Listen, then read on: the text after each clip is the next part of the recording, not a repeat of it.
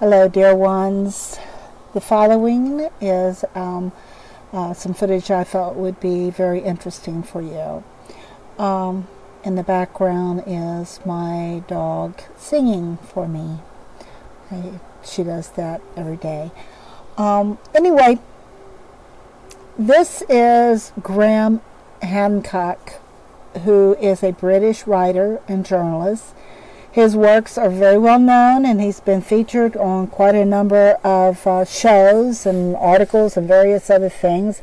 He is the author of major international bestsellers such as The Sign and the Seal, Fingerprints of the Gods, and various other publications, which, I won't go into that. You can search him out on his website and also in Google if you like.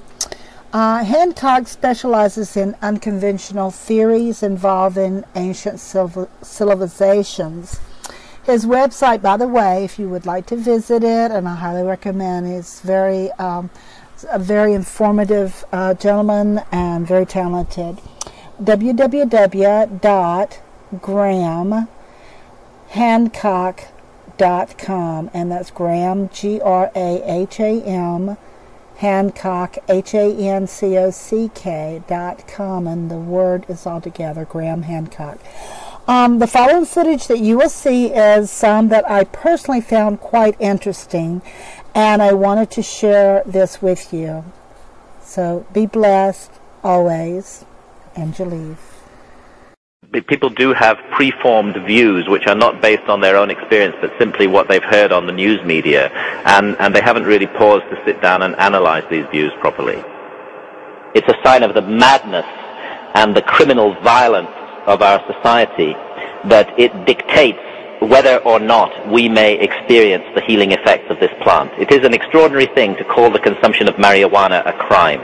It is a victimless crime, if it's a crime at all. An individual alone in his or her own house, sampling a plant which has been with humanity since the beginning of time, for that to be called criminal is insane.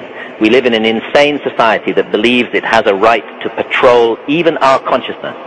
Not only to tell us how to behave out there in public, but to tell us actually what to think and what to experience. And that's the main objection to marijuana by our government, is the effect that it has on consciousness. And they don't care that it is a fantastic pain reliever, which it is.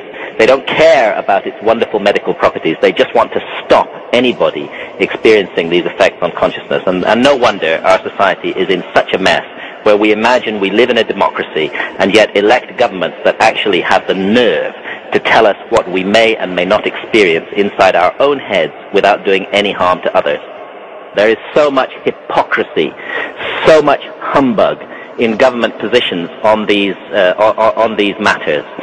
Governments know perfectly well that the rules that they have made, the misery that they inflict on people's lives, don't get rid of these problems. If we really want to solve the problem of drugs, we need to open up the whole issue to broad public discussion, and we have to accept and admit that certain plant products, such as these ancient hallucinogens that shamans use, are entirely beneficial in their interaction with the human race. This is what governments are afraid of. They are afraid of a citizenry that is fully conscious.